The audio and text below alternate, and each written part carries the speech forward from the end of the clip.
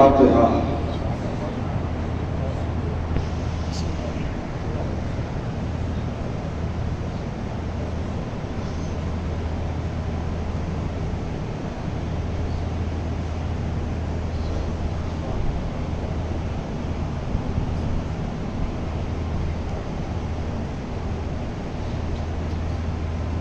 حضرات ایک مرتبہ سورہ حمد اور 3 مرتبہ سورہ توحید کی تلاوت فرما کر جناب عاطف الشکور مرحوم ابن عبدالمجید صاحب مرحوم حج البنیادی مرحومہ بنت جناب ممتاز حسین صاحب کی ارواح کو ہدیہ ثواب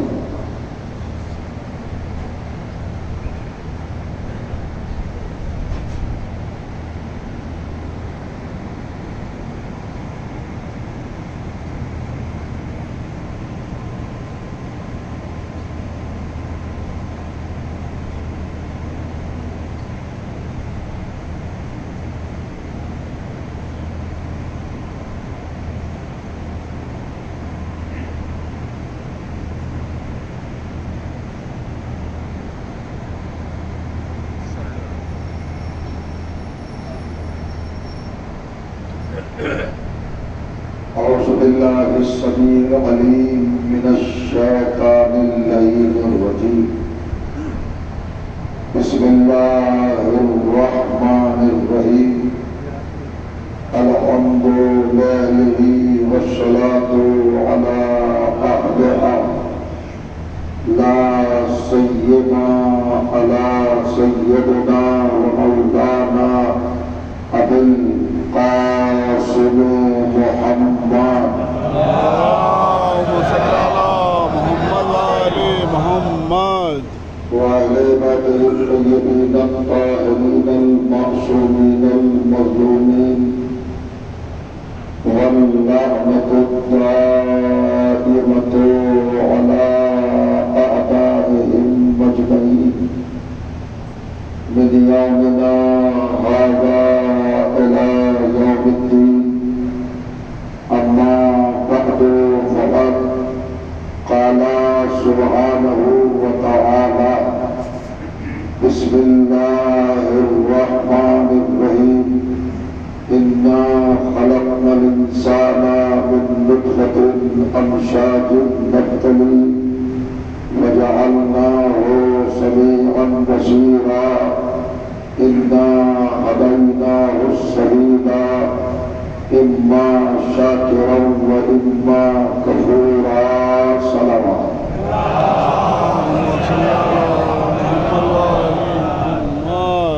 حضرات عزیز اور برادران ایمان، علماء ذوی الاحترام اور اس مقدس علاقے کی محترم اور ادب نواز شخصیات، آپ کی بابرکت اور باعظمت سماعتوں کی بارگاہ میں اس وقت کی اس اصال ثواب کی گفتگو کے حوالے سے عنوان کلام کے طور پر قرآن مجید کی جن گرامی ترین آیات کو تلاوت کرنے کا شرف حاصل کیا. یہ مطہر آیات کلام الہی کے 76ویں سورہ یعنی سورہ مبارک الدین کی دو باہم مسلسل بلا فصل دوسری اور تیسری آیات. ان آیات کے ذریعے کائنات کے پروردگار نے عالم انسانیت اور جہان بشریت سے براہ راست خطاب فرماتے ہوئے عظمت انسان پر تذکرہ فرمایا ہے اور مقصد تخلیق کی طرف توجہ دلائی ہے.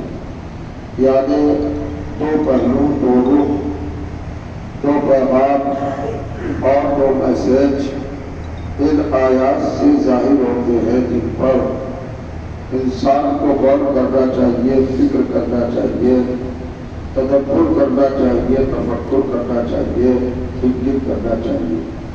پہلی فکر یہ ہے اور پہلا رخ یہ ہے، پہلا پہلو اور اینگل یہ ہے آیات کا کہ ہم نے انسان کو کتنا اہم، کتنا عظیم، کتنا باوقار، کتنا معزز اور کتنا صاحب شان و شوکت اور مالک رفعت بنا کے پیدا کیا۔ ہم نے انسان کو اس کائنات کی زینت بنایا، دارین کی رونق بنایا، تخلیق کی آبرو بنایا اور خلقت کی عزت بنایا، اپنا شاہکار بنایا اور مرکز قومین بنایا۔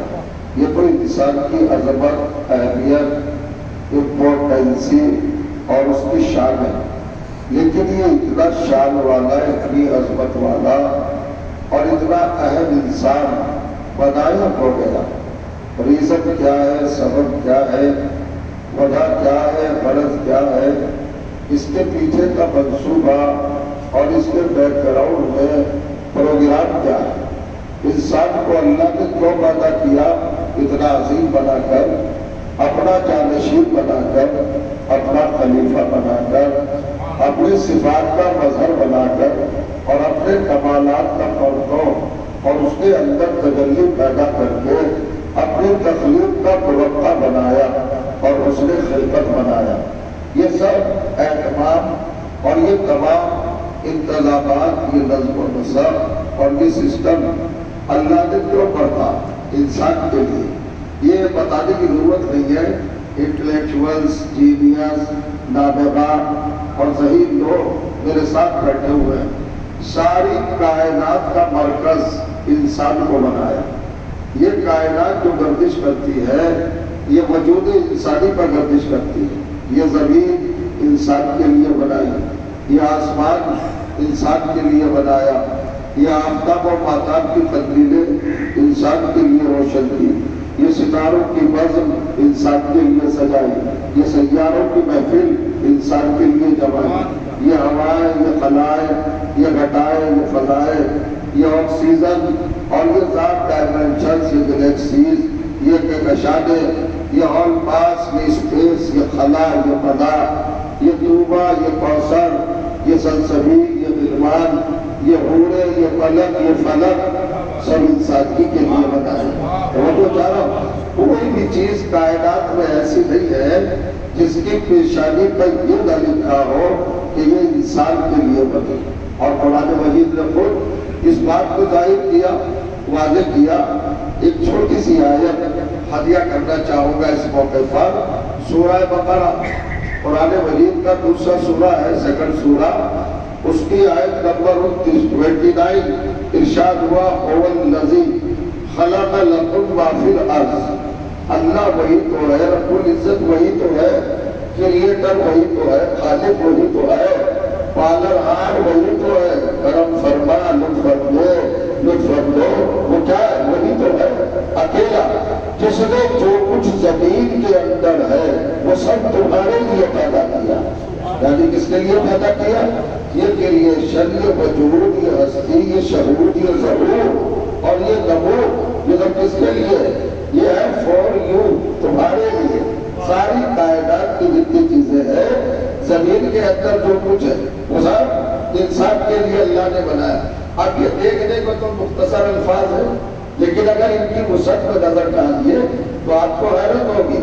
اصل میں آج کا جغرافیائی اسٹوڈنٹ اپنی عقل کا، معلومات کا، نالج کا اور اپنے مشاہدات کا فیتہ ڈال کر آپ کو میجرمنٹ بتا دے گا، اسمائل بتا دے گا، زمین کا رقبہ بتا دے گا، مربع بتا دے گا کہ زمین کتنے وقت میں پھیلی ہوئی ہے، کتنے کلومیٹر میں، کتنے ہیکٹر میٹر میں، یہ بتا سکتا ہے۔ مگر یہ کون بتائے کہ زمین کے شکم میں کیا ہے، زمین کے پیٹ میں کیا ہے، زمین کے پتوں میں کیا ہے، زمین کے دیہا خانوں میں کیا ہے، زمین کے مواقع میں کیا ہے، کوئی بتا سکتا ہے؟ زمین کے سیکرٹ کو بتا سکتا ہے، زمین کے خزانوں کو کوئی بتا سکتا ہے۔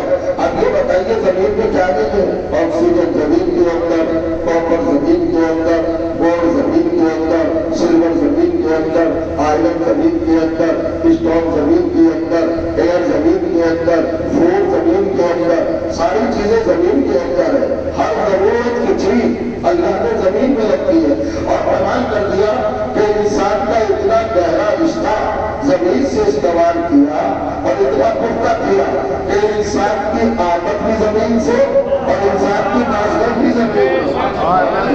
چھوٹی سی آیت ہے سورہ مبارکہ طٰہٰ قرآن مجید کا 20واں سورہ ہے اور 55ویں آیت 55 ارشاد ہوتا ہے منہا خلقناکم، ہم نے تمہیں اسی زمین سے پیدا کیا، وفیہا نعیدکم، ہم تمہیں اسی زمین میں پلٹا دیں گے، ریٹرن کر دیں گے. زمین سے آئے ہو زمین ہی میں چلے جاؤ گے.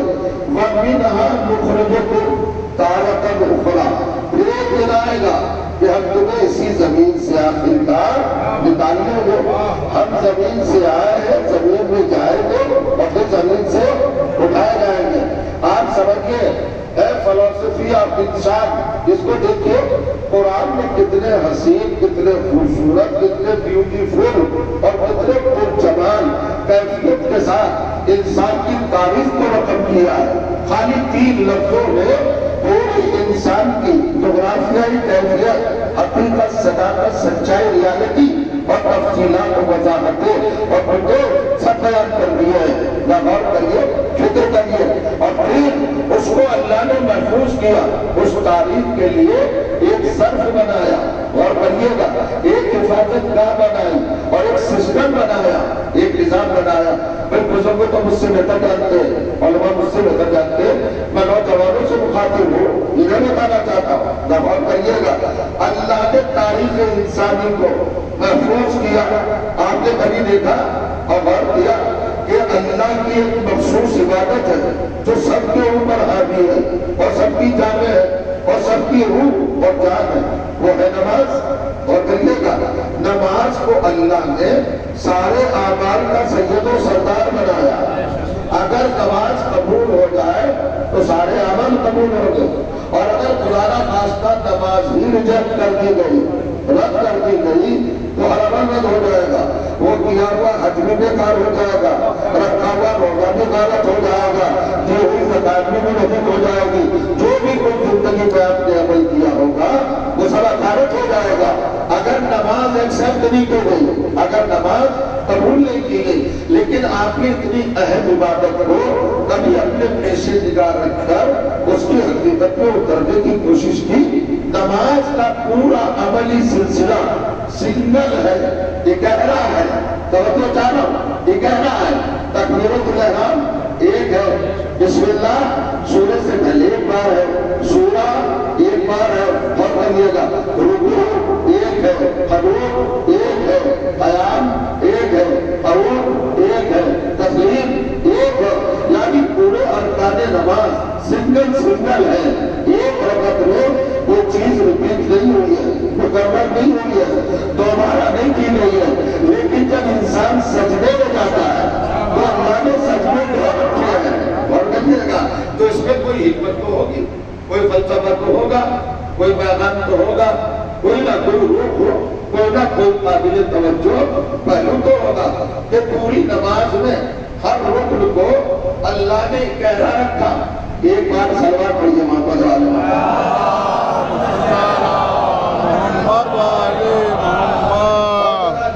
شکن سلوات پڑھیے محمد والے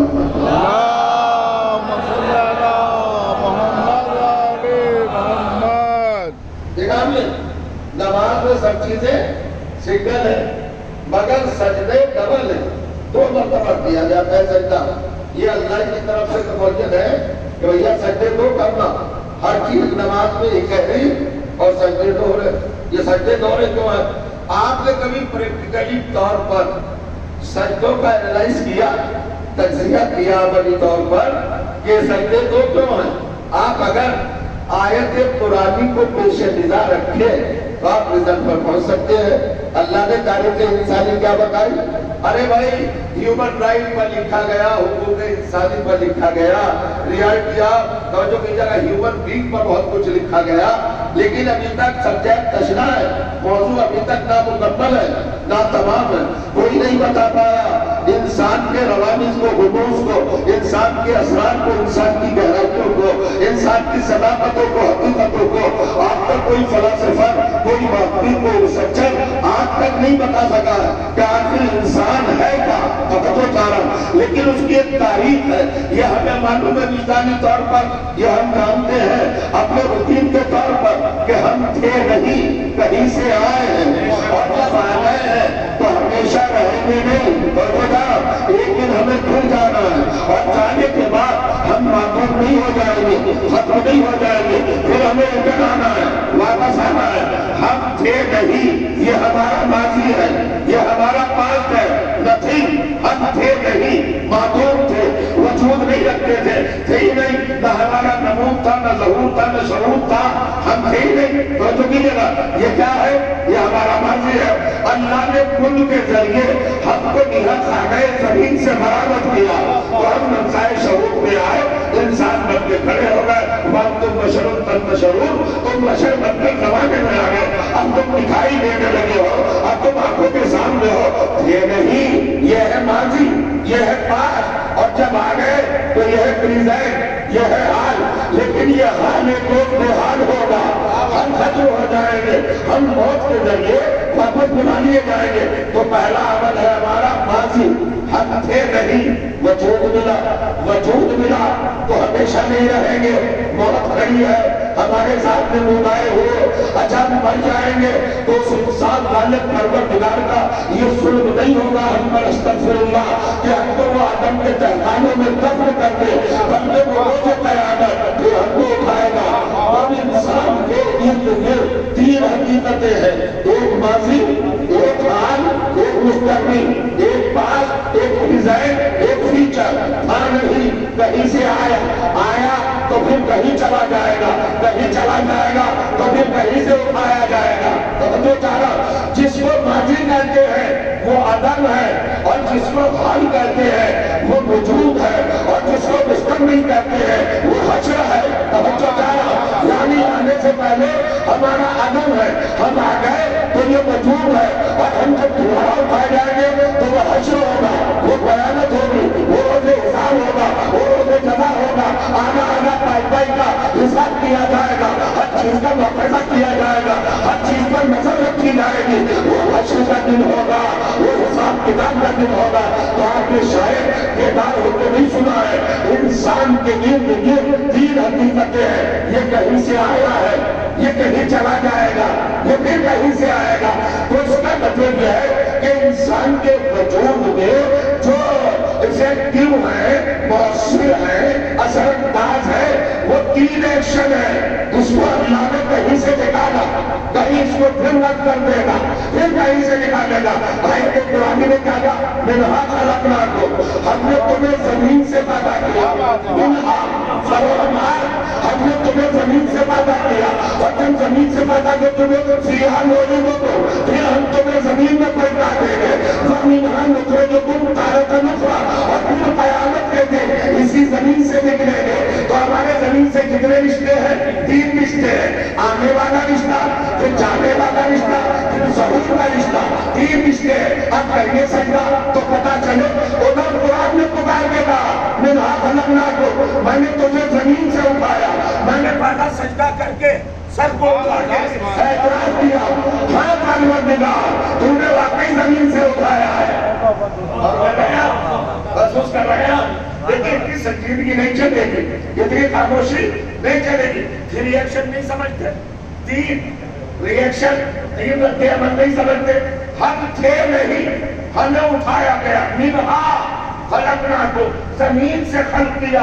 تو جب زمین سے خلق کیا نکالا نا زمین سے، تو اب سچویشن کیا ہے سجدے کی؟ آپ کے رکوع سے کھڑے ہو کر اللہ اکبر کہا، سجدے میں چلے گئے، اب سجدہ تمام کیا تعبد سے، ادھر قرآن نے کبھی ہاں خلقناکم، آپ نے عملی طور پر اعتراف کیا، زمین سے اٹھ کر ہاں پروردگار میں زمین ہی سے اٹھایا گیا ہوں۔ پھر قرآن نے آواز دی فیہا نعیدکم، اب تجھے پھر اس میں پہنچا دیں گے۔ ہم نے دوسرا سجدہ کیا، اعتراف کیا، ہاں چلے جائیں گے، پھر اللہ نے کہا تجھے دوبارہ اٹھائیں گے، ہم نے دوسرے سجدے سب کیا کیا اعلان کیا، ہم اٹھائے جائیں گے۔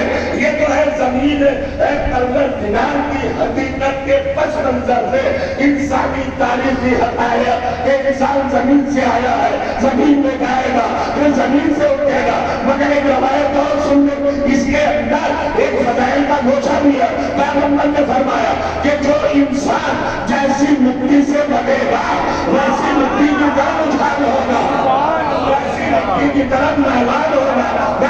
نبی کی طرف اس کا رجحان ہوگا، جھکاؤ ہوگا، محبت ہوگی، عشق ہوگا، پیار ہوگا، الفت ہوگی، لو ہوگا۔ اے توجہ کرے گا ایسی زمین کی طرف جس زمین سے بن کے اٹھا ہے اسی زمین سے اس کو محبت ہوگی۔ اب ہمیں نہیں پتا بھیا دنیا میں لاکھوں مذہب ہے، ہزاروں فرقے ہیں، کون کس سے بنا، کس مٹی سے بنا ہمیں نہیں پتا، لیکن فقہ جعفری نے اپنے بڑا کرم کیا۔ اس نے کہا جب نماز پڑھنا تو سجدے میں خاک شفا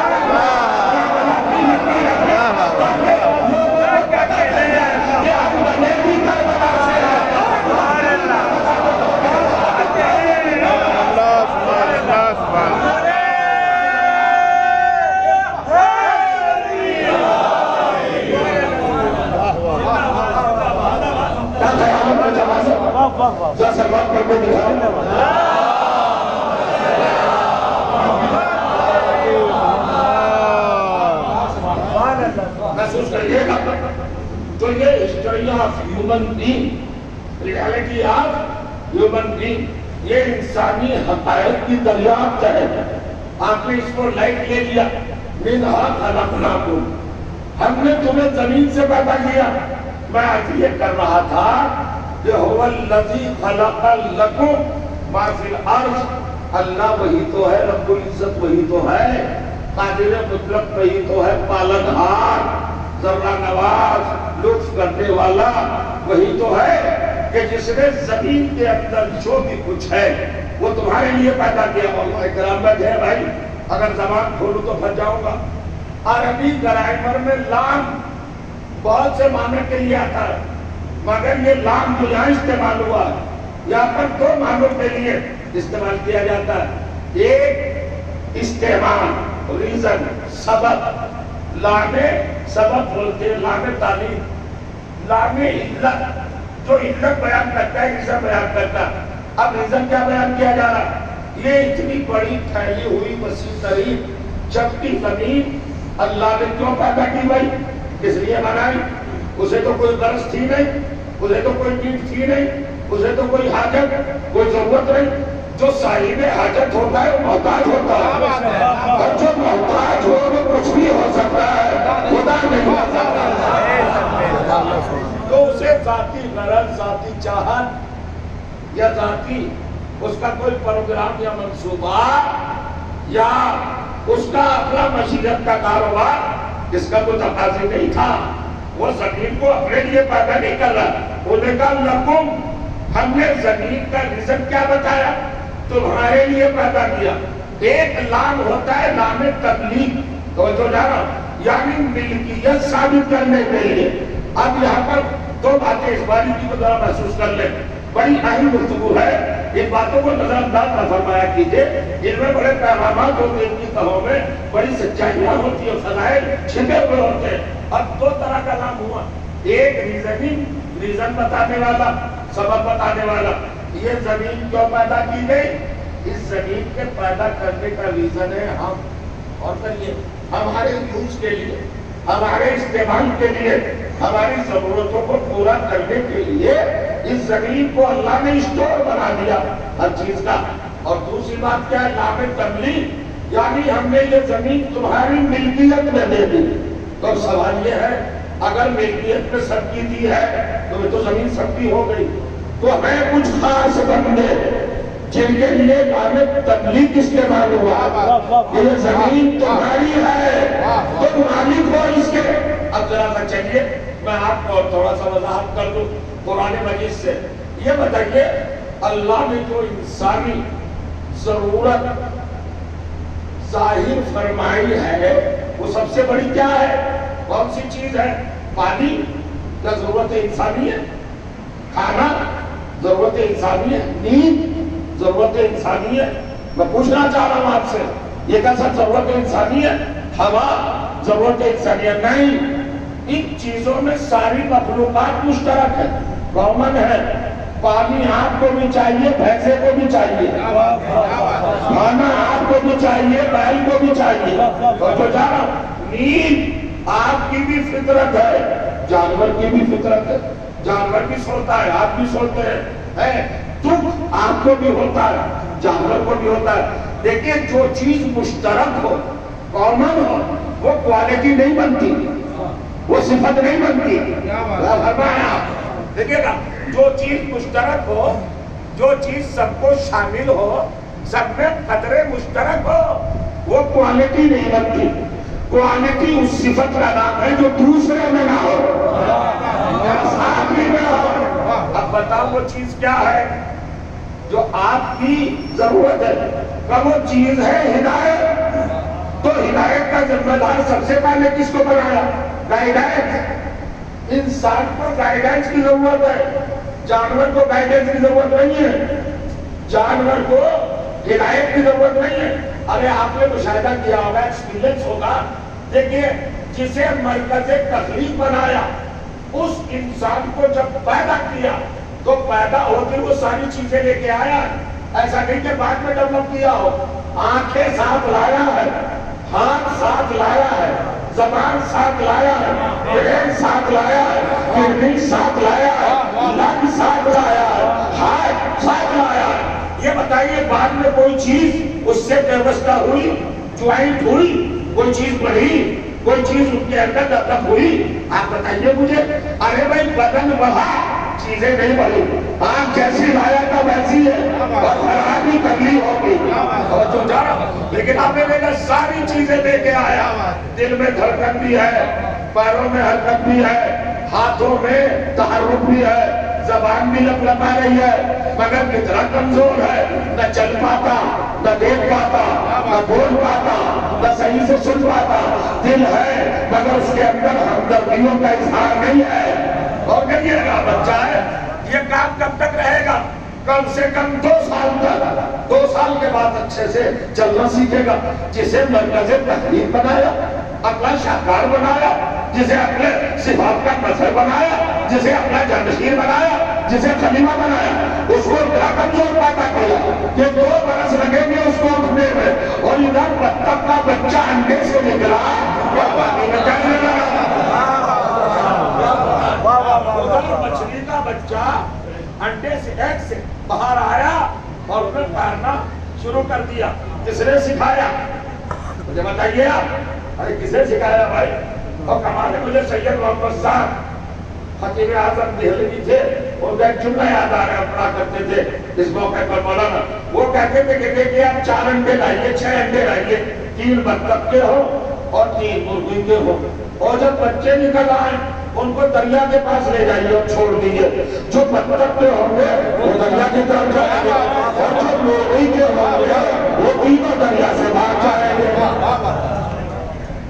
تو کس نے بتایا؟ یہ انڈے سے باہر آتے ہی یہ امتیاز، یہ تمیز اور یہ ڈفرینس ان جانوروں کو کس نے بتایا؟ ان حیوانات کو کس نے بتایا؟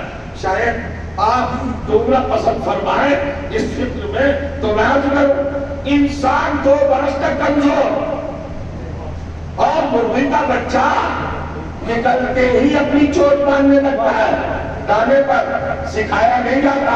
مچھلی کے بچے کو تیراکی سکھائی نہیں جاتی، بطخ کے بچے کو دریا میں اترنا سکھایا نہیں جا سکتا، تو نہیں سکھایا جا سکتا۔ اگر جملہ اور سنیں یہاں پر، شاید کسی لائق ہو اور اس کے اندر بھرپور تبلیغ بھی ہو، خدا فرمائے۔ دیکھیں اب جملہ کہنا جان چھوڑ رہا ہوں، وقت بہت ہو جائے گا، مقصد کی طرف آنا چاہیے۔ اِنَّا خَلَقْنَا الْإِنسَانَ مِن نُطْفَةٍ بے شک ہم نے انسان کو ماں اور باپ کے ملے جلے جوہر حیات سے پیدا کیا۔ ایسے پیدا کیا ماں باپ کے مشترک نطفے سے، ماں باپ کے مشترک تعاون سے، ان کے کنٹریبیوشن سے، ان کے اتصال سے، ارتباط سے، جب 2 حقیقتیں باہم ہوئی، جب 2 سچائیاں ملی، ایک سچائی کا نام باپ ہے، ایک سچائی کا نام ماں ہے۔ یہ اللہ نے قانون بنا دیا۔ کیا قانون بنایا عزیزوں؟ قانون یہ بنایا صبح قیامت تک جو بھی بچہ پیدا ہوگا وہ ماں باپ کے ذریعے پیدا ہوگا۔ آپ دیکھ لیں دنیا میں، ارے بھائی آدھار کارڈ بنے، راشن کارڈ بنے، یا کوئی کارڈ بنے اس کے اندر پیرنٹس کا نام ہوتا ہے کہ نہیں، باپ کا نام، ماں کا نام. یہ ایسی چیز ہے جس کو سب نے مانا. ہر انسان ماں باپ کے ذریعے بنتا ہے. جو لوگوں نے کہا تو کیا آپ کا اللہ تعالیٰ محتاج ہو گیا؟ اتنا بڑا آسمان بنایا، آسمان کا باپ کون ہے؟ آسمان کی ماں کون ہے؟ اتنی بڑی زمین بنائی، زمین کا باپ کون ہے؟ زمین کی ماں کون ہے؟ اتنا بڑا سورج بنایا، بتاؤ سورج کا باپ کون ہے؟ سورج کی ماں کون ہے؟ اتنا اتھا گہرا سمندر بنایا، سمندر کا باپ کون ہے؟ سمندر کی ماں کون ہے؟ پہاڑ سر فلک اونچے جن کو دیکھنے میں تو بھی گر جائے. ارے بھائی ایوریسٹ کو دیکھیے، نیپال میں جائیے، اتنی اونچی پہاڑیاں ہیں، انسان کا سر دوہرا ہو جاتا ہے، گردن ہم کھا جاتی ہے، اتنا اونچا ہوتا ہے. اس کی اونچائی کو دیکھ کر اپنی کوتاہی کا گمان ہوتا ہے. سمجھ میں آتا ہے کہ بہت بڑے بڑے ہیں دنیا میں، ابھی بڑے نہیں ہیں، ہم سے پتھر بھی اونچے ہیں. تو چارا کتنے اونچا بنا دیا پہاڑ. ارے بھائی ایوریسٹ کی پہاڑیاں نیپال میں ہے نا جو آسمان کو چوم رہی ہے، تو پہاڑوں کا باپ کون ہے؟ پہاڑوں کا باپ کون ہے؟ اور اللہ کہہ رہا ہے ساری کائنات ہم نے تیرے لیے بنائی. تو جو چارا جس کو اتنی اہمیت تھی اس کو ماں باپ کا محتاج بنایا. تو جو چارا اور ساری کائنات کی چیزوں کو پیدا کر دیا بغیر ماں باپ کے. ایسا کیوں کیا اللہ نے؟ اور پھر پیرنٹس کو اس کی زندگی میں شامل رکھا کہ کم سے کم 2 برس تک وہ اولاد سے جدا نہ ہو، تاکہ ان کے صفات پورے اولاد میں منتقل ہو جائے اور ٹرانسفر کر جائے. ذرا محسوس کیجیے گا قرآن کیا پروگرام مرتب کر رہا ہے، کیا سسٹم آپ کو دے رہا ہے، کیا منصوبہ آپ کو دے رہا ہے، کون سا پلیٹ فارم یہاں پر وہ کریٹ کر رہا ہے. اس کو دیکھنے کی ضرورت ہے. انسان کے لیے ماں باپ ضروری.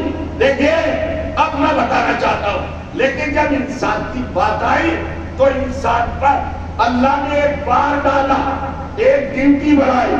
جانوروں میں وہ ڈیوٹی نہیں ہے، انسان میں ہے. سنیے سورہ بنی اسرائیل 17واں سورہ 23ویں آیت 23 ارشاد ہوا اے قضا ربک اللہ تعبدوا الا ایہ.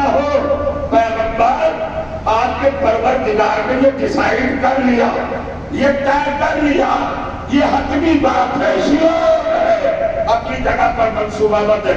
قضا اللہ نے یہ قانون بنا دیا، یہ سیرت بنا دی، یہ لا بنا دیا، یہ سنت قائم کر دی، یہ دستور، یہ روش، یہ نہج، یہ طریقہ اللہ نے معین کر دیا. کیا طریقہ معین کیا؟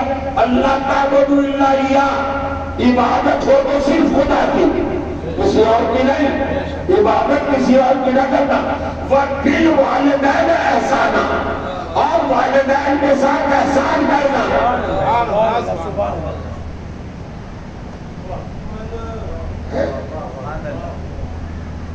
آپ مکمل اس وقت تبلیغ کی کیفیت میں ہیں.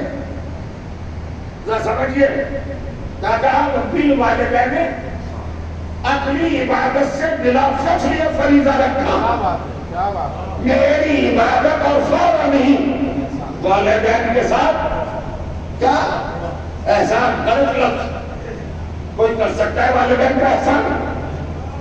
وہ جو احسان ہمارے معاشرے میں رائج ہے وہ احسان مراد نہیں ہے. یہاں اپنے ماں باپ پہ کوئی احسان کر ہی نہیں سکتا.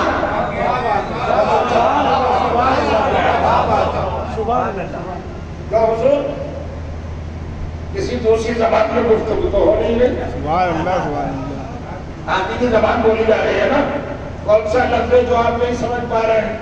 پھر یہ خاموشی تو اچھا خاموش بھی رہے تو چہروں سے تو پتا چلے کہ گلاب بنے ہوئے. آپ توجہ کریں. آپ میری عادت ہے مجھے پیغام پہنچانا ہے تو میں غافل تو ہونے نہیں دوں گا. وَبِالْوَالِدَيْنِ احسانا، اپنے والدین کے ساتھ احسان. اور ہمارے معاشرے کی یہ خاصیت ہے جب تک کوئی نئی تحقیق، ریسرچ، تلاش پیش رکھی جائے لطف آتا ہی نہیں. بات ہو رہی ہے والدین کی مگر خطاب کس سے ہے؟ اگر نہ جاگے تو افسوس ہوگا بہت. جو فکر میں اب آپ کو ڈلیور کرنے جا رہا ہوں اور دینے جا رہا ہوں، اللہ نے کہا قضا ربک کا، طے کر لیا تیرے رب نے، ربوں کا تیرے رب نے. یہ خطاب کس سے ہے؟ خطاب ہے اپنے حبیب سے. حبیب میرے محبوب جان کائنات سید انبیاء امام المرسلین باعث تخلیق کائنات، کس سے خطاب ہے؟ خطاب ہے اپنے حبیب سے. قضا ربوں کا خصوصیت کے ساتھ علماء کرام سے. دعا دوں گا داد نہیں، آپ بتائیے گا مستعد کر لیجیے گا کس سے خطاب ہے حضور؟ قضا ربوں کا، تیرے رب نے یہ قانون بنا دیا. کیا بنایا؟ اللہ تعبدوا الا اياه. دیکھو عبادت ہو تو بس اس کی. وبالوالدین احسانا، اور والدین کے ساتھ احسان نہیں، حسن سلوک. سلیبس دیا ہے، آپ کو محروم نہیں چھوڑا کسی سے پوچھو جا کر. جہاں یہ آرڈر دیا ہے وہی سلیبس اور تفصیل دی ہے کہ حسن سلوک ہے کیا، کس چیز کو کہتے ہیں حسن سلوک. تو آپ کہتا ہے اما یبلغن عندک الکبر احدہما او کلاہما فلا تقل لہما اف. ان دونوں میں سے حسن سلوک کیا ہے؟ ان دونوں میں سے جب بھی کوئی ایک تیرے نزدیک بڑھاپے کو پہنچ جائے یا دونوں بوڑھے ہو جائے، خبردار انہیں اف تک نہ کہنا. کیا کہا؟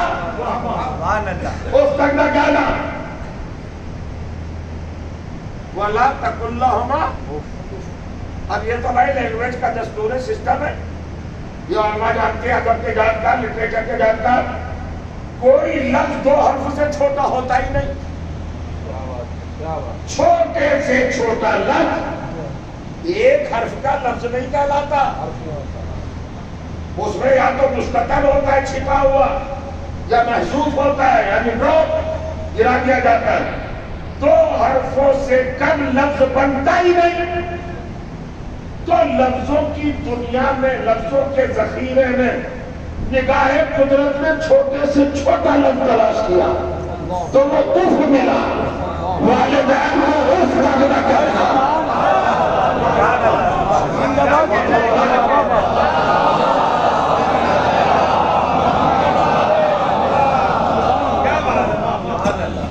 تینوں شہزادوں بزنس کلاس میں بیٹھنے کا کرایہ زیادہ ہوتا ہے اور گیا اب دیکھیں آپ وَلَا تَقُلْ لَهُمَا اُفٍ، اف تک نہ کہنا.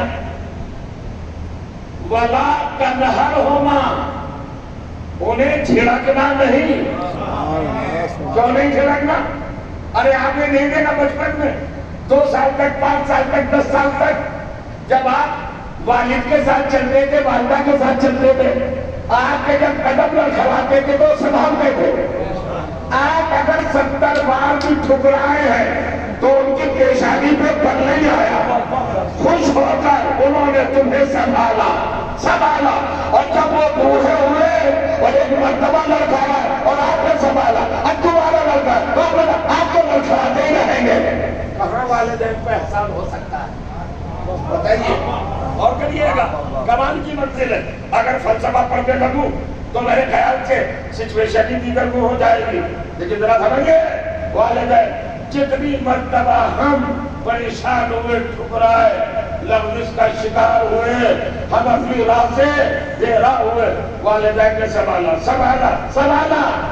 اور کریے دسمبر کی سردیوں میں ہمارے اس غلاظت بھرے مکان پر جو ٹھنڈا ہو جاتا تھا اس پر خود سوئے اور ہمیں اپنے بستر پر سلایا. احسان کر سکتے والدین پر؟ کہتا وَلَا تَنْهَرْهُمَا، جھڑکنا نہیں. چونکہ فطرت انسانی ہے، جب کوئی بات مکرر ہو، تکرار ہو، ریپیٹ ہو تو طبیعت میں الجھن آ جاتی ہے. بچہ الجھن ہو جاتا ہے والدین سے. اور کریے گا اب یہ کیا چل رہا ہے صاحب؟ یہ مثال چل رہا ہے وَقُلْ لَهُمَا قَوْلًا كَرِيمًا. جب ان سے بات کرنا تو بڑے نرم لہجے میں بات کرنا. خبردار آنکھیں اٹھا کے بات نہ کرنا، سر بلند کر کے بات نہ کرنا. ماں باپ کے سامنے سر جھکا رہے، ماں باپ کے سامنے نیچی نظریں رہے، ماں باپ کے سامنے آواز دھیمی رہے، درخت لہجہ نہ ہو، لہجے میں کوئی زور نہ ہو، لہجے میں کوئی گھنگرت نہ ہو. تو جو بھی قولاً کریما، کوئی تشریح کر سکتا ہے؟ نہیں کر سکتا. قول کریم کی بات ہے. قول کریمہ اپنے والدین سے ایسی باتیں کرنا جو بڑی نرم ہو, میٹھی ہو, شیریں ہو, سویٹ ہو, اور ان کے اندر بڑا وقار ہو, بڑی لطافت ہو. سنیے, یہ اتنی دیر آپ نے سن لیا, کیا مطلب ہوا؟ پروردگار نے والدین کا محتاج کیوں بنایا؟ کہ ہم بڑھاپے میں ان کے ساتھ یہ رعایتیں کریں, انہی تہذیبوں سے پیش آئے. آواز اونچی نہ کرے, لہجہ کرپٹ نہ کرے, لہجہ درست نہ ہو, کھردرا نہ ہو, تکلیف دہ نہ ہو, کڑوا نہ ہو, آواز اونچی نہ ہو, نظریں بلند نہ ہو, سر اٹھا ہوا نہ ہو. یہ سب کیا بتا رہا ہے پروردگار؟ یہ والدین کے لیے بتا رہا ہے. کیوں بتا رہا ہے؟ اب سنیں کیوں بتا رہا ہے, کس لیے بتا رہا ہے. اصل میں انسان وہ ہے جہاں خدمتوں کا رشتہ طرفین سے ہے, جانبین سے ہے, سائڈیں ہے دونوں سائڈ سے, ٹو سائڈ دونوں طرف سے. جب ہم بچے تھے تو ہمیں والدین نے سنبھالا, اب والدین بوڑھے ہوئے تو ہم سنبھالیں. جو انہوں نے بچپن میں ہمارے ساتھ برتاؤ کیا وہی ہم ان کے ساتھ ریٹرن میں برتاؤ کریں. کیوں کریں؟ کس لیے کریں؟ ضرورت کیا ہے؟ تو ہم ضرورت بتائیں. سنیے, ایک کبوتر کا جوڑا ہے پیئر, وہ 22 دن 19 دن 21 دن اپنے انڈوں کو گرمی دیتا ہے, انڈوں پہ بیٹھتا ہے, بیزوں پہ بیٹھتا ہے, تو جو کی دے گا بچہ نکلتا ہے تو نکلتے ہوئے بچے کو دانا نہیں کھلاتا, پانی نہیں پلاتا, 1-8 دن تک ہوا دیتا ہے, اس کے پودے میں ہوا پہنچاتا ہے, چونکہ اسے احساس ہے کہ یہ 1 دن کا بچہ ہے, ابھی پہلے میں دانا گلانے کی اس کی سکت نہیں ہے. یہ سائنس کس نے بتائی؟ یہ میڈیکل کے اصول کس نے بتائے؟ اس برڈ کو, اس پرندے کو, اس کبوتر کو, اس پیجن کو کس نے بتایا؟ پہلے نہیں دے رہا ہے ہوا, دانا نہیں دے رہا, کوئی سخت غذا نہیں دے رہا, ہوا بنا رہا ہے. 2 سے 2.5 دن تک ہوا بھراتا ہے اپنے بچے کے پوٹے میں, اس کے بعد پانی لاتا ہے, پانی پلاتا ہے, اس کے بعد دانا بھراتا ہے. توجہ چاہو, اب بچہ پل کر 2 مہینے میں اپنے پر پوزے نکال کر لائے کے پرواز ہو جاتا ہے, اور جوان ہوا اور اڑنے کے لائق ہوا اور پھر سے اڑا, پھر پلٹ کے نہیں دیکھتا کون ماں کون ماں. توجہ چاہو, دیکھو دیا آپ نے فلسفہ سمجھتے ہیں, فرشے عذابے بیٹھے ہیں, اپنے اندر سے نکل کے سنیے ذرا, بیدار ہو کے سنیے. یعنی باپ نے تو پروان چڑھایا, پرورش کی, تمام چیزوں پر نظر رکھی, جوان ضرورتوں کو پورا کیا, لیکن جب یہ جوان ہوئے خود کفیل ہوئے تو اڑی ہے. اب پلٹ کے جانتے ہی نہیں کون ماں کون باپ. اسی طرح ایک گائے ہے, اپنے شکم میں 10 مہینے تک اس نے بچے کو رکھا. اب بچہ جب ظاہر ہوا تو اسے دودھ پلایا, اسے زبان سے چاٹا. بہار کا کیا مظاہرہ ہے جانور کا, ہر چوپایا اپنے نومولود بچے کو چاٹتا ہے, اپنی زبان سے چاٹتا ہے. یہ محبت کا روح ہے اس کی. پروان چڑھاتے چڑھاتے 2 سال تک دودھ پلایا. اب سانپ بچڑا تھا, جوان ہو گیا. اب جوان ہوا تو اب دن بھر نہیں کہہ سکتا. آپ سمجھ سکتے ہیں, جوان ہو کے ماں باپ کو یاد تو کیا رکھتا, رشتوں کی رعایت نہ کر سکا. کچھ کہنا چاہتا اللہ جانے سے رہ گئے نہیں خیال سے سلوات پڑھیے باپا کا.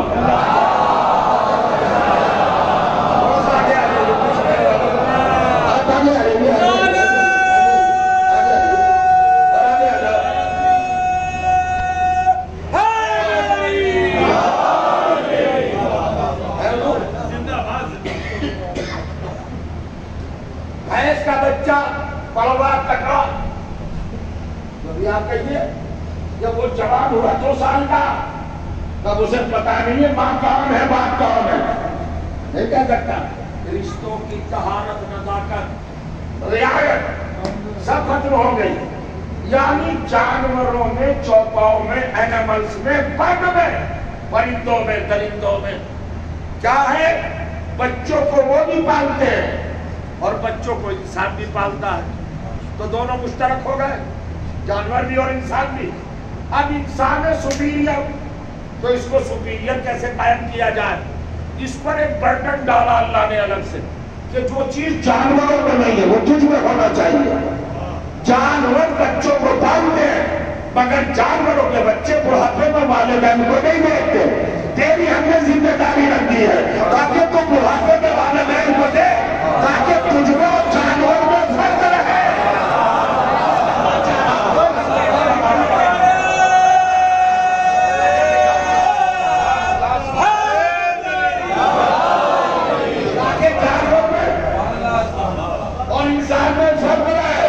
اجازت دے رہے ہیں ہم نمبر سے جملہ گاؤ جو والدین کے بڑھاپے میں والدین کا احترام نہیں کرتا اسے انسان کہلانے کا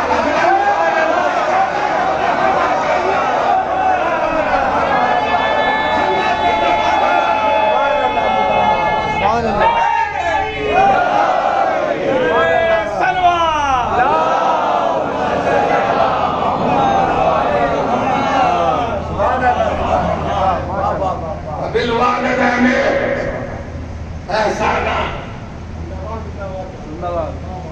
فلا تقل لهما اف ولا تنهرهما وقل لهما قولا كريما واخفض لهما جناح الذل من الرحمة وقل رب ارحمهما كما ربياني صغيرا. پورا چیپٹر ہے بھائی.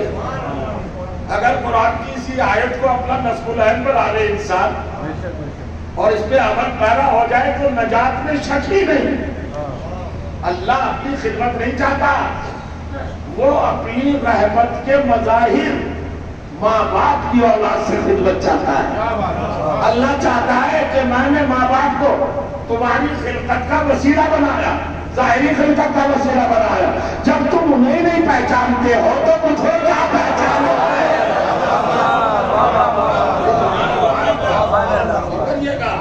پہلے مست ہے ماں باپ کا پہچانا. اب میں رخ پیش کر رہا ہوں فضائل کا. آپ کو بہت دیر سے میں نے پریشان کر دیا. یہ بیانات اور اس طریقے گفتگو کرنے کے لیے جگر چاہیے.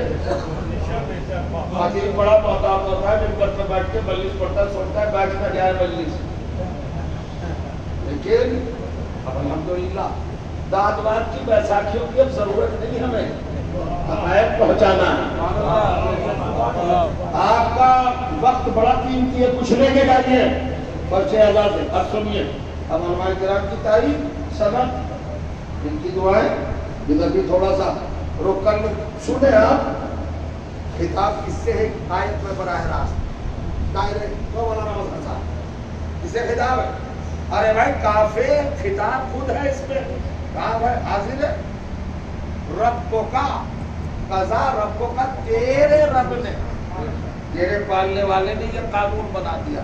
اب قانون کیا بنایا کہ عبادت میری اور احسان والدین کے ساتھ. پھر آگے بڑھ کر کسی کو کوئی پریشانی نہ ہو. اب میں گزارش کر رہا ہوں 100% جان جائیے, لطف آئے گا انشاءاللہ, زندگی بھر یاد رکھیے گا. آگے چل کے کہا اما یبلغن عندک ربک عندک, یہاں بھی نبی سے خطاب, تیرے ماں باپ میں سے ایک بھی اگر بڑھاپے کو پہنچ جائے یا دونوں بوڑھے ہو جائیں تو اب میرے پیغمبر تمہاری ڈیوٹی کیا ہے؟ پھر واحد کا صیغہ لا تقل, نہیں حاضر, لا تقل, اب میرے محمد تو نہ کہنا اپنے بوڑھے باپ یا بوڑھی ماں کو نہ کہنا محمد, اف اف بھی نہ کہنا. کس سے خطاب کر رہا ہے پروردگار؟ میں نے پڑھ لیا, آپ نے سن لیا. کیا میں سے سن کے اتنی نالج بھی نہیں پڑھی ہمارے مجمع کی, ہمارے سامعین کی؟ اللہ کہہ رہا ہے والدین, والدین تسنیہ ہے پیرا ہے, والد کا والدہ اور والد دونوں مل کے والدین.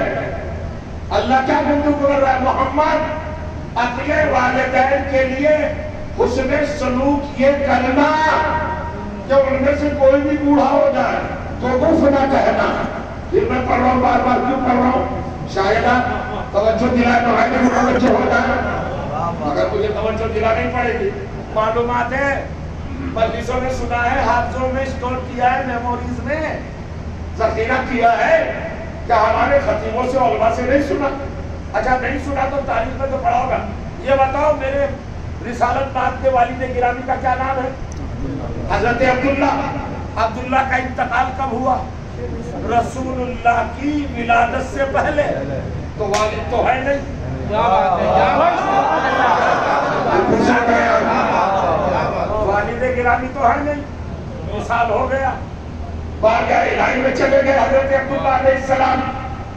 پیغمبر کے وقت ولادت ہی نہیں ہے. آپ شکن مادر میں تھے, والد انتقال فرما گئے. آپ 3 برس کے ہوئے, والدہ کا انتقال ہو گیا 4 برس کے. جناب آمنہ صلوات اللہ علیہ کا انتقال ہو گیا. قرآن کب نازل ہوا؟ جب رسول 40 برس کے ہوئے. قرآن کے بعد یہ حکم آیا. اب زیادہ دیر نہیں بولوں گا, مجبوری ہو گیا. قرآن کب نازل ہوا حضور؟ جب سرکار 40 برس کے ہو گئے. تو 40 برس کے سن میں محمد کے وہ والدین کون سے ہیں؟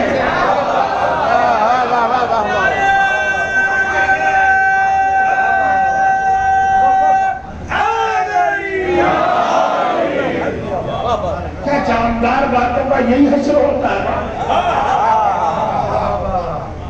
ہم مجلسوں میں وہ باتیں سنیے جو جاندار ہو, آیات قرآن کی بنیاد پر ہو, حدیث معصومین کی بنیاد پر ہو. اس لیے کہ منبر علم باتیں کی جگہ ہے, دبدبی بجانے کی جگہ ہے. یہ سن لیا. دیکھیے 12:27 ہو گئے ہیں. وضو بھی کریں گے آپ. ایک بجے نماز ہوتی ہے, نماز کا خیال عبادت الہی ہے بھائی, اس کا بہت خیال رکھنا ہے. اور پھر ہمارے لیے تو اہل بیت کی سب سے بڑی امانت نماز ہے. سمجھنا ہے, ہمارے یہاں ٹکراؤ نہیں ہے. جو حضور نہیں تو مجھے ایک ہی تھوڑا یاد ہے کہ عادیت پڑھنے والی بات انشاءاللہ.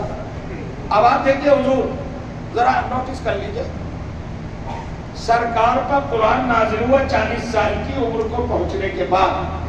پہلی وحی جب آپ 40 برس کے ہو گئے, اور والد صاحب ولادت سے پہلے. والدہ گرامی آپ کے 4 برس کے سن میں. آمنہ ہے موجود, عبداللہ ہے موجود. اللہ کہہ رہے ہیں اپنے والدین کے ساتھ حسن سلوک کرو. ہوگا کیا حسن سلوک کے لیے زندہ ہونا ضروری ہے.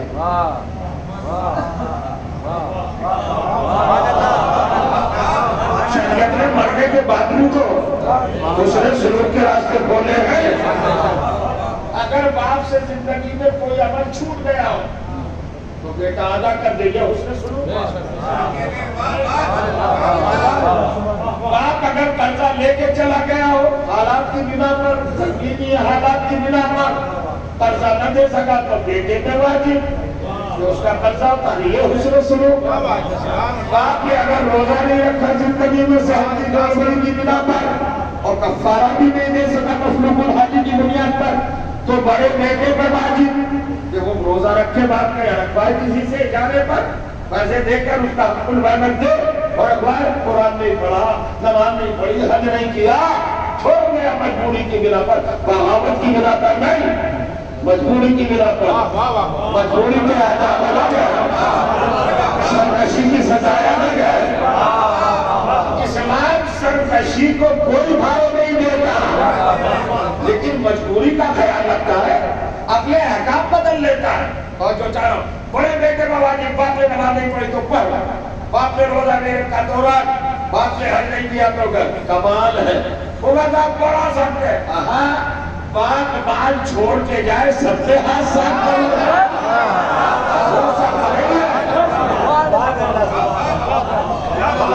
کیا چھوڑا باپ نے, تو یہ بھی تو دیکھ کیا چھوڑا.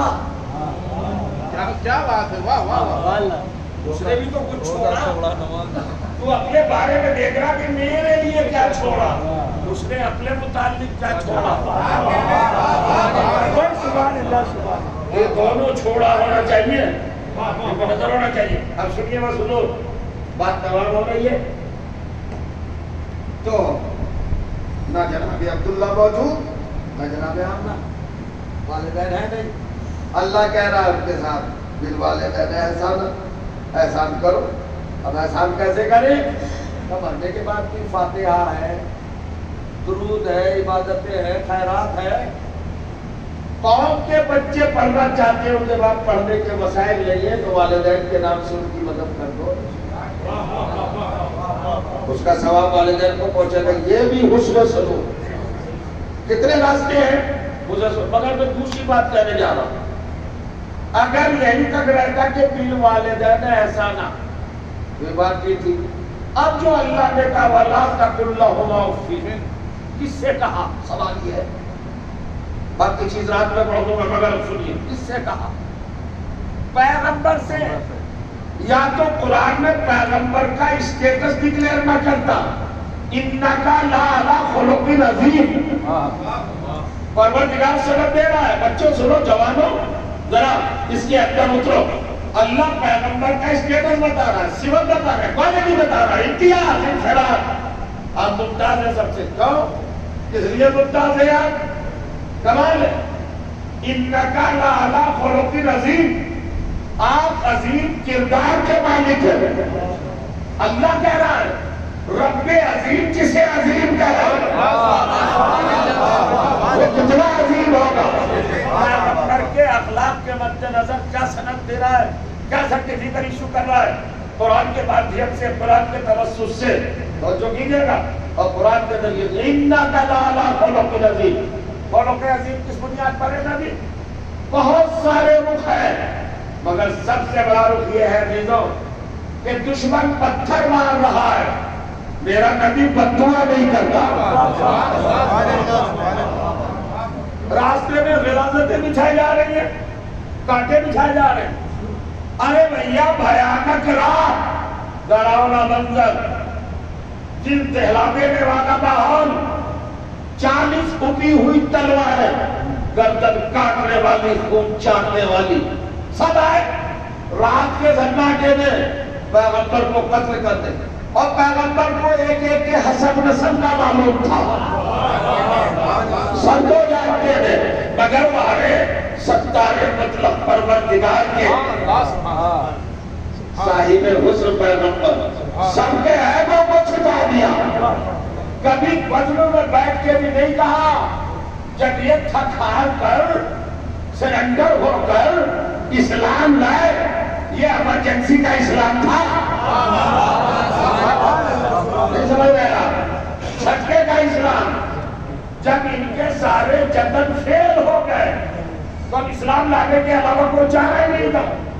ایسے سرکش سرتار سوچئے جو دشمنوں کو دعائیں دیتا ہو، اس کے قتل کا منصوبہ کتنا بھیانک ہے.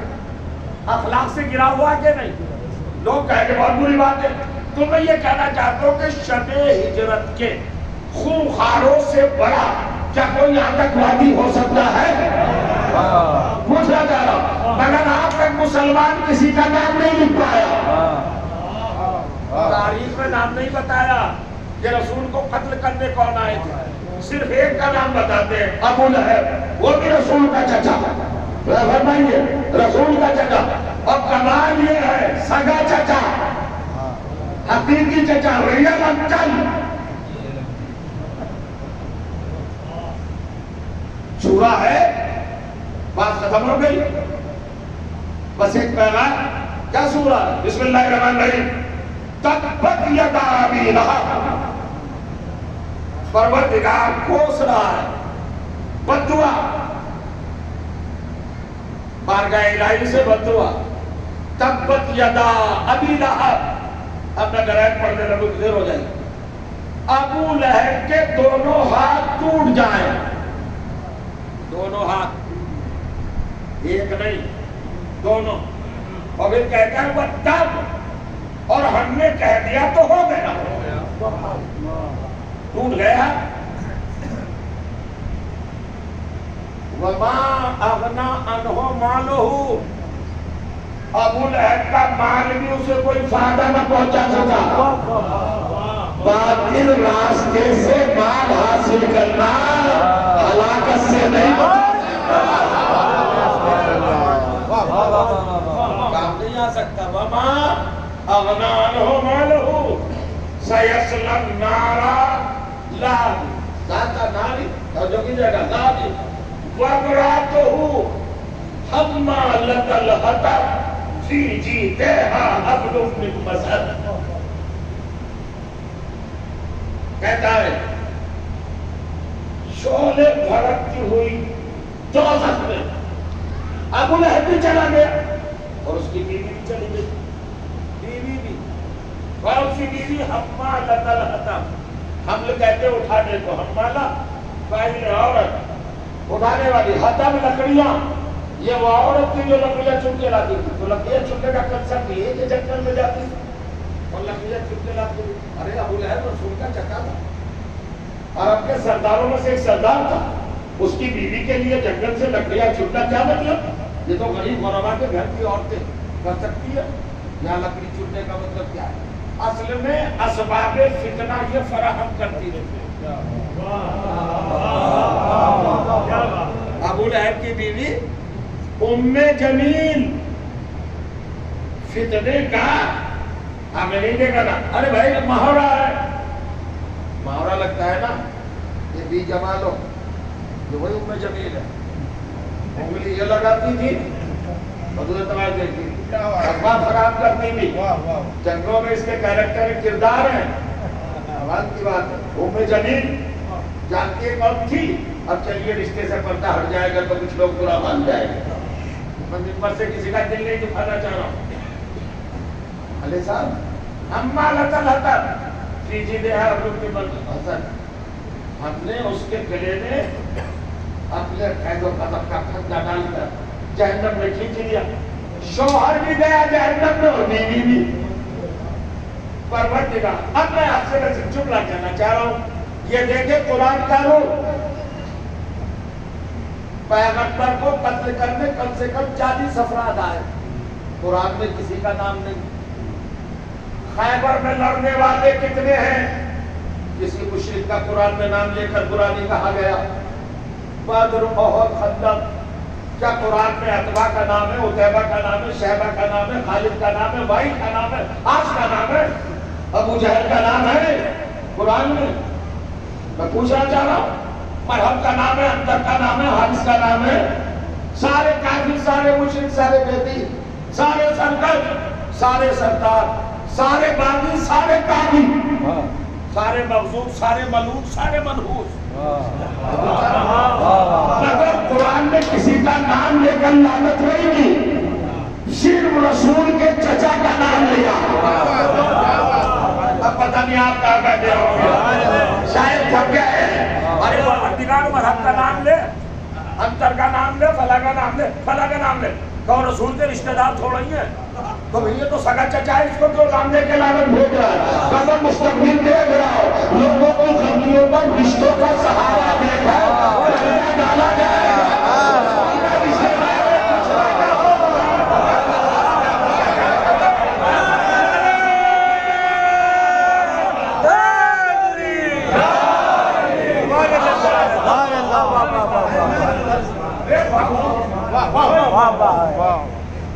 اور دیجیے گا رشتے دو، اب پھلا نہیں رہا بات بہت دور تک جائے گی.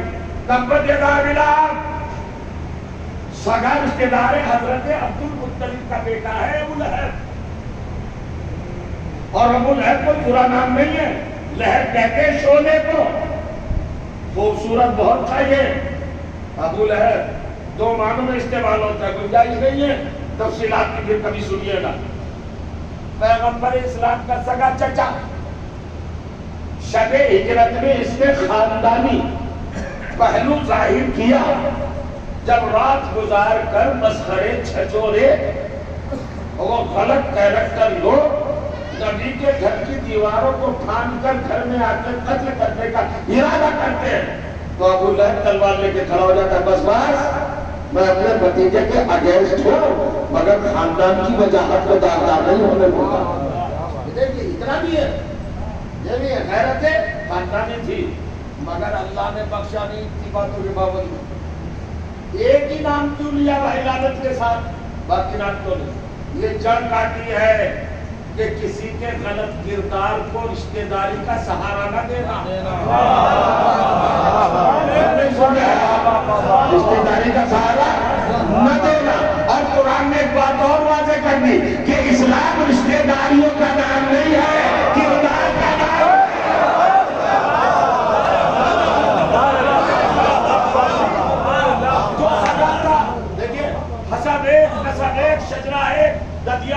دنیا لے شیر خون حسب نسب بالکل ریئل. اللہ فرمائیے عبد المطلب کا بیٹا، ہاشم کا پوتا، قصی کا پوتا، کلاب کا سگت پوتا. چلیے آل ابراہیم میں ہے ابو لہب، مگر اللہ نے رعایت میں بھی لعنت بھر الگ کر دیا. توجہ چاہو، کمال ہے. ارے بھائی قرآن پڑھو، سیرت محمد کو دیکھو. قرآن میں سگے چچا کو لعنت بھیج کر رشتوں کی جنگ آ گئی کہ کردار خراب تھا تو الگ ہو گیا. اور محمد نے سیرت سے عمل کر کے بتایا کہ فارس کا رہنے والا سب کردار سے متعلق ہو رہا.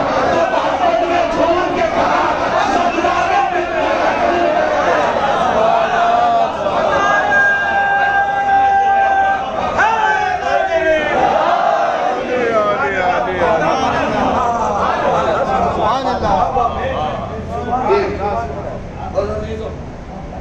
اسلام کیا ہے؟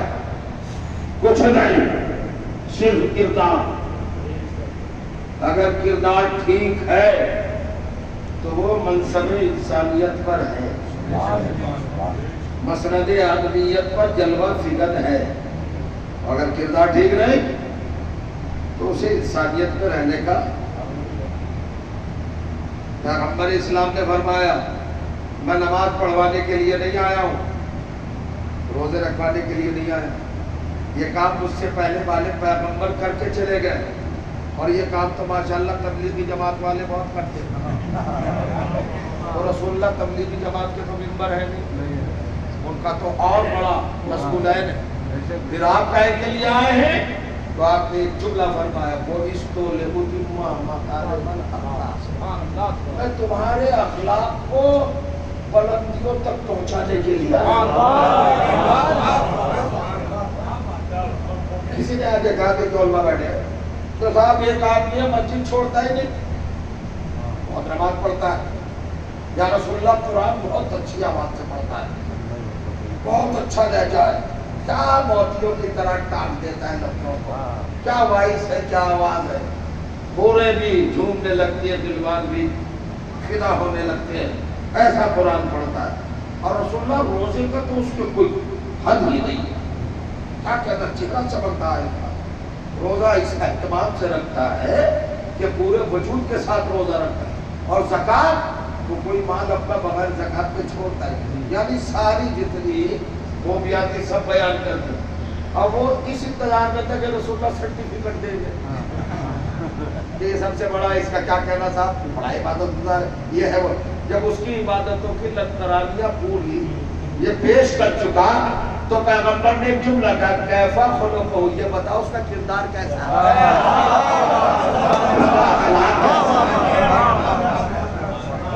وہ عبادتیں بھی کام نہیں آئیں گی اگر اخلاق نہ. پیغمبر کی نمازیں دیکھ کے مسلمان نہیں ہوا کوئی.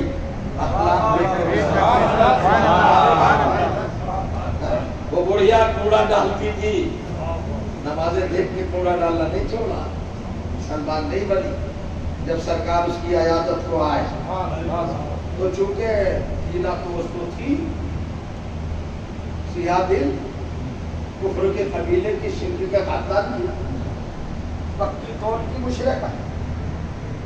ہم سوچتے ہیں وہ بھی عرب کی بگڑے بابا. جو رسول اللہ ہے تو اپنے خیال کے مطابق اس نے اپنی کسی اب آئے ہیں بدلہ لینے. جب میں بیمار ہو کے بالکل شل ہو کے بالکل مفلوج ہو گئی ہوں، پیرالائی تو کچھ کر ہی نہیں لگتی، اب آئے بدلہ لینے. سرکار نے مسکرا کہا استغفر اللہ، میں بدلہ لینے نہیں آیا، میں نے 3 دن سے تجھے اپسیٹ پایا غیر حاضر. تو نے میرے اوپر کوڑا نہیں ڈالا، میں یہ پوچھنے آیا کہ تو بیمار تو نہیں. تو نہیں کوڑا ڈالا، آپ محمد ہے، آپ ہی ہے. میں تو آپ پر کوڑا ڈالا کرتی تھی، آپ سے بغض رکھتی تھی. آپ تو مکارم اخلاق کا ازدہار. بس رسول نے کہا کہ تیری عیادت کو آیا ہوں، تیرا مزاج کیسا ہے، تیری صحت کیسی ہے، تیری حد کیسی ہے. وہ کہتی ہے سرکار ان سب کو چھوڑیے، اب تجھے آپ اپنا بنا لیجیے کلمہ پڑھ کے. اور یہ ہے اخلاق. سرکار کے اخلاق کی بنا پر لوگوں نے کنورجن قبول کیا. تبدیلی قبول کی، عبادات کی بنیادوں پر کوئی نہیں اپنا مذہب بدلتا، اور یہ اخلاق ہوتا ہے، کردار ہوتا ہے، اور یہی ہمیں سبق ملا کربلا سے۔ اب بتائیے ایک کردار کا عمل ہو، ادھر پتھر کھا رہے ہو، دعائیں دے رہے،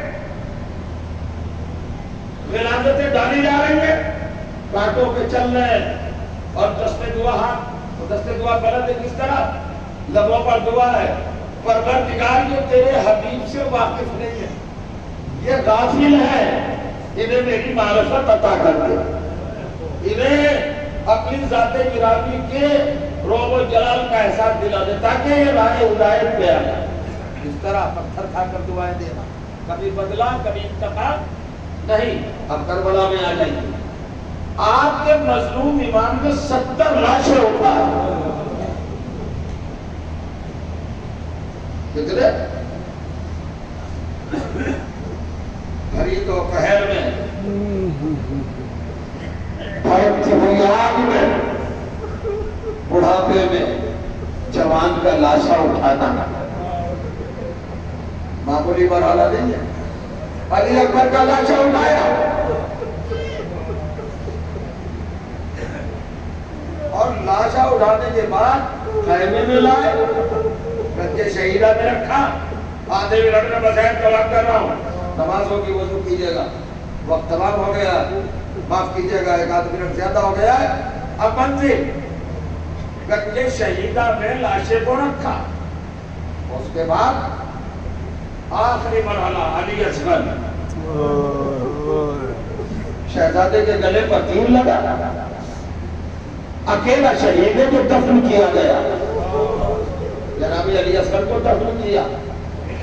یہ بھی امام حسین کا کرم ہے، اللہ کے ستار اور غفار ہونے کا مظہر ہے حسین۔ علی اصغر کو دفن کیا اور دفن کرنے کے بعد اب آئے ہیں فوج آدھا کے ساتھ، کہتے سنو تم نے میرے برابر کا بھائی مار ڈالا، میری کمر توڑ ڈالی نا، میرا سہارا چھین لیا، تم نے میرے گھر کا چراغ بجھا دیا نا، شریعت پیغمبر کو مار ڈالا، تم نے میری بہن کے گھر کی دونوں شمع گل کر دی اور محمد کو مار ڈالا، تم نے میرے بھتیجے کا لاشا خابار کر ڈالا، تم نے میرے دوستوں کو، احباب کو، ناصروں کو، مددگاروں کو سب کو قتل کر ڈالا، دھوپ اور پیاس کے عالم میں۔ اب کردار حسین کا، کہتے توبہ کر لو میں اب بھی معاف کر دوں گا۔ توبہ کا دروازہ آخری وقت تک کھلا ہوا ہے، آپ کا سوچنی فرما رہے حسین کا آفر ایسے بنانے پر جب محمد کا چمن تاراج کر دیا، فاطمہ کا باپ تباہ کر دیا، کاٹ ڈالا، اس کے بعد بھی کتنا بڑا دل ہے حسین کا، آپ فرمانے معاف کر دوں گا اگر توبہ کر لو، مگر وہ توفیق توبہ ہی سلب تھی، کر ہی نہیں پائے۔ اس کے بعد امام حسین نے ایک پیغام اور دیا، بس عزیزوں چھوٹا سا پیغام ہے، اس کو سن لیجئے، شاید کسی پر ہوگا فکری مسائل بات کے ساتھ لگ رہا ہوں۔ جناب علی اکبر پاک کی کیا منزل ہے یہ بتایا ہے شہادت کے موقع پر۔ علی اکبر کا ایک رخ وہ پہلی جنگ کر کے 18 برس کی عمر میں سینکڑوں دشمنوں کو تحت ایک کر کے 72 گھنٹے کی بھوک اور پیاس میں پہلی جنگ حسین انتظار میں کھڑے ہیں کہ بیٹا آئے فاتح ہو کے آ رہا ہے، پہلی جنگ کر کے آ رہا ہے۔ علی اکبر آئے، حسین انتظار میں، بیٹے نے آگے بڑھ کے کہا بابا ہم نے جنگ کیسی کی؟ کہا میرے لال تم نے تو اپنے دادا کیسی جنگ کی؟ کہا بابا میری پہلی جنگ کی انعام نہیں بھی دے گا، سنیے گا جائزہ انعام دے۔ کہا علی اکبر کیا انعام چاہیے؟ تو علی اکبر نے جملہ کہا یا بتا حل کا سگیل اللہ، بابا تھوڑا سا پانی پلا سکتے؟ سوچئے ساتھی کوثر کا بیٹا امتحان کی مجبوری دیکھیں، اب کیا کرے حسین؟ بس پڑھ چکا میں، احساس کر لیجیے گا اور رو لیجیے گا۔ اب حسین یہ نہیں کہہ رہے کہ بیٹا امتحان ہے، تیرا چھوٹا علی اصغر بھی کیا سا اگر پانی ہوتا تو ہم اس کو پلاتے. حسین نے لفظوں کو جواب نہیں دیا. علی اکبر سے کہا ادھر مندے آگے کا لفظ آ گیا قریب آ گیا. جب علی اکبر قریب آیا کہ اپنا بہن کھول دے علی اکبر. علی اکبر نے منہ کھولا. حسین نے اپنی زبان رکھی. روایت کہتی ہے علی اکبر نے طرف کر اپنا منہ کھینچ لیا اور سینہ پھیر کے کہا میرے بابا آپ کی زبان میں تو اس سے کیا بات کرتے ہیں. آپ کی زبان تو خاندان میں نہیں ہے. بابا آپ ہم سے پیاسے ہیں. آواز آئی تو پھر کرنا سے حسین نے چار محمد سے پانی نہیں کیا. حسین پیاسا ہے. پیاس صدمے ہو رہی ہے. علی اکبر چلے گئے. واہ غربتا واہ مصیبتا واہ مظلومتا وسیا والله الذين ظلموا ينقلبون على لعنة الله وعلى القوم الظالمين. ربنا تقبل منا إنك أنت السميع العليم.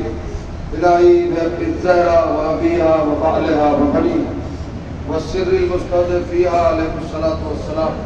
رب کریم تجھے ذکر عظیم کا واسطہ ہماری عبادات کو شرف قبولیت عطا فرما. حق و نیک اعمال کرنے کی توفیق عطا فرما. پروردگار اہل بیت کے چاہنے والے یہ آزادات جہاں کہیں بھی ہے دنیا میں ان کی حفاظت فرما. پروردگار آیت نظام علماء حق مراجع کرام مجتہدین حق فقہاء اہل بیت کی عمروں میں طول عطا فرما. ان کے تائید اور توفیقات عطا فرما. حضرت حجت عبداللہ تعالیٰ فرد شریف کے ظہور میں تاجید فرما. حضرات ایک مرتبہ سورہ حق اور 3 مرتبہ سورہ توحید اقرا فرما کر جناب حاج عبدالشکور صاحب مرحوم ابن جناب عبدالمجید صاحب مرحوم حجن بنیادی بیگم مرحومہ بنت جناب ممتاز صاحب کی ارواح کو حج میں ثواب فرما.